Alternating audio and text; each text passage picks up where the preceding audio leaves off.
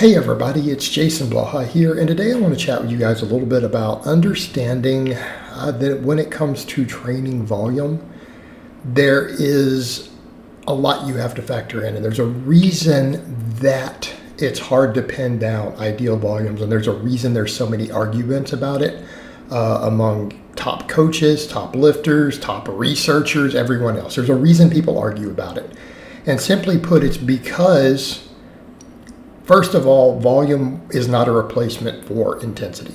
It just simply isn't.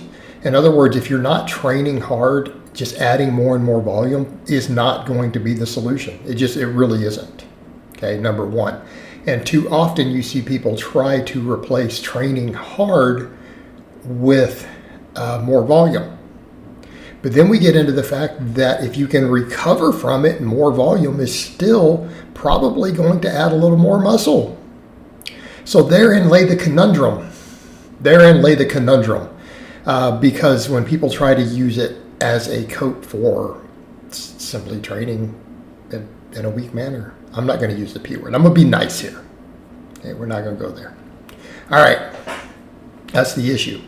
But the fact of the matter is, I have taken lifters who have good neural drive, good focus, who have a little bit of a strength base, and I've done as few as 10 sets per week per muscle group and had them make fantastic gains. And I'm talking drug-free guys. I'm not even talking about guys on stuff. I'm talking legit natty, like not even replacement dose natty, because I think TRT counts as natty, but I don't even mean them. I mean people who literally aren't even on that.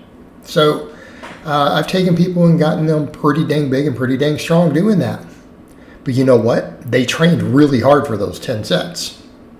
Many coaches have done the same thing. Notice I always talk about that optimal range for most people being about that 10 to 20. Does that mean people can't make gains above or below that? No, it does not mean that. It does not mean that at all. It means that for most people's lifestyle, that's probably going to be a sweet spot. Okay? If you're doing less than 10 sets for a muscle, you better be going hard in the paint, though. I mean, you better be going hard, or you're not going to make anywhere near ideal gains. You're just not. You can make pretty good gains, though, on less than 10 in some cases for some people if they are pushing super hard. But then we get into the question of what's the injury risk of how hard do we really want to push? How hard is too hard? And is it still optimal? That's the question, and it probably isn't. They could still get more results with a little more. But I'm used to working with clients sometimes with limited recovery ability, limited gym time. So, we work with that. Conversely, on the other hand, observable in the real world, and people say, well, that's also stuff in the equation. For stuff, we mean pharmaceutical substances that may improve work capacity and improve recovery. If you don't know what that is, then I don't know what to tell you. Okay? Some of that vitamin T, growth, all that stuff, All right. That being said, if you can recover from the workouts and you have built the work capacity up gradually, there is no upper threshold. But if it's junk volume to where you're just goofing off, it doesn't add anything. And that's what we mean. Like if you're just goofing off and the sets aren't anywhere near failure, not even within 5 reps, it's probably just junk. Okay? It's probably not doing anything. But even fairly hard sets, there probably isn't a true upper threshold.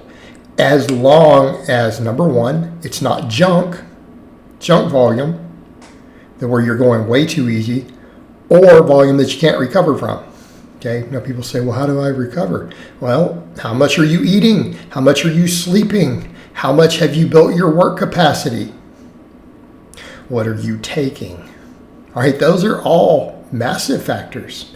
Is there probably a genetic component? Probably, but to be honest with you, I personally think the others are bigger factors. Again, my observation as a coach and as a lifter for decades, people don't seem to realize how old I am.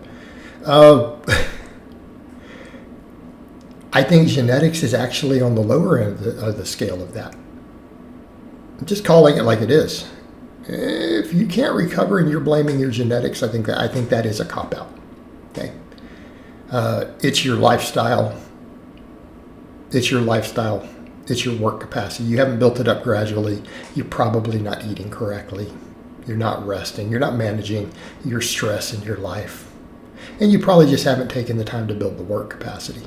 Because if you can recover from it, there isn't an upper threshold. So, I mean, when I throw that 20 sets out there, the reason for that is that the average person who's not managing these other things, they're probably going to have reduced growth by exceeding that. They're not going to make progress. It could actually impede them.